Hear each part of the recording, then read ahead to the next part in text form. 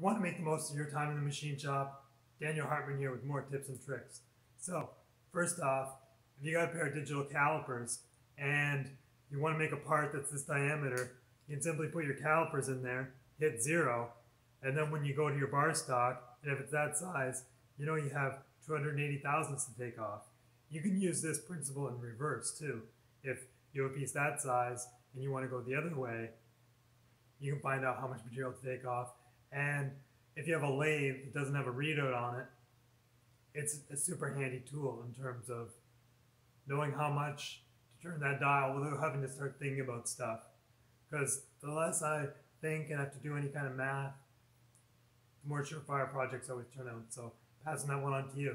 Now, related to that, if you got a digital readout, what we do here, we always use the number 1 datum to reference this left inside jaw at the back, the fixed jaw.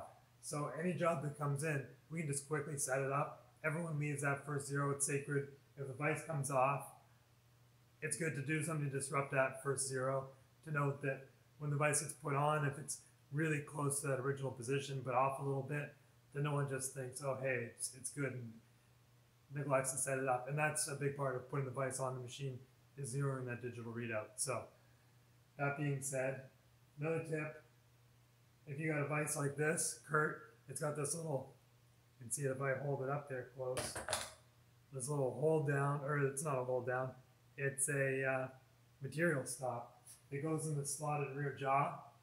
Now, it's always looking for the Allen key to hold it down until we put one here on this magnet that was already there, which sometimes comes in handy for a chuck key as well. So that way, it's just simple to leave it there. Takes no effort to set that in. Boom, super hot tip. Now, another one, it's hard one. If you ever do much countersinking, or something like that, you'll know it's easy to sneak up on that size, and then all of a sudden, boom, way too big, way too deep. So one of the things I do, especially if I'm setting up a job and I'm not wanting to do a lot of math in terms of how far down a tool goes, or just do something simple and straightforward, all these countersinks are designed so they're the same diameter as a corresponding countersunk screw. So if I use this, I know I can go all the way till it meets the material. If you can see there. Oh, I think, well, maybe I'll change that right there. It's going to be the same as that. It's really close. You can see it's just a little bit proud on there. So that gets things super, super close. And if it's ever critical, you don't want that chamfer coming out too far, using this will usually allow that head, because you'll notice there's a little slight flat on the edge. That'll allow that to recess down in if you use one of these too. So sometimes that's a really handy tip, just to do things really quick and dirty. Sometimes you need to set it up with this and then get a little bit bigger countersink. But when you're countersinking, I always use this stop and check it on one first, because sometimes this thing comes down funny here for the quill feed stop. There's a mechanism in here that sometimes can be quirky depending on, oh, I guess we gotta move that up. Yeah, this little snapper in here needs to sit down at the bottom. So sometimes if you don't make sure that's down, that'll throw off that stop, and that's a real pain. It can even make me look like a rookie sometimes. So,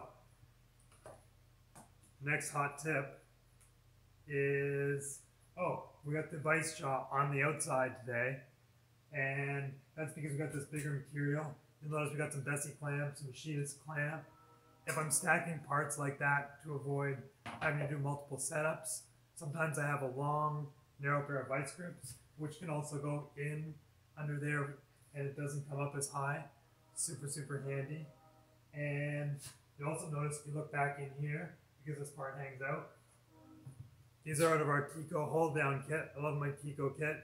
And this coupling nut, because this stud only comes up part way, if I use two of these regular hold down nuts, which I like because they got a lot of flange area, it wouldn't be long enough.